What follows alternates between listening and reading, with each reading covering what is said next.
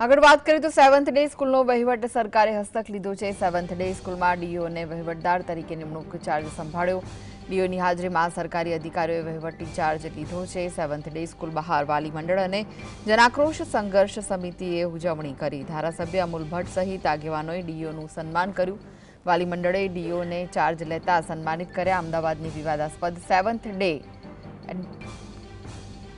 એડવિટ્સ school હવે સરકારી નિયંત્રણ હેઠળ છે।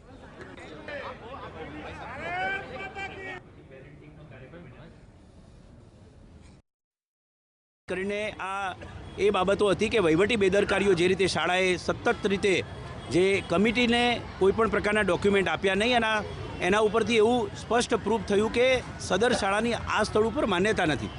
જો માન્યતા વગર અમાન્ય શાળા આટલા સમય સુધી ચલાવવી અને હવે પણ જો એ આગળ ચાલવા દેવામાં આવે તો બિલકુલ એ ગેરકાયદેસર થાય। એટલે વાલીઓના વહારે સરકાર આવી અને વિદ્યાર્થીઓના શૈક્ષણિક હિત તેમજ સલામતી હિતને ધ્યાને લઈ વહીવટદાર તરીકેની નિયુક્તિ આપી આગળની કાર્યવાહી હાથ ધરવા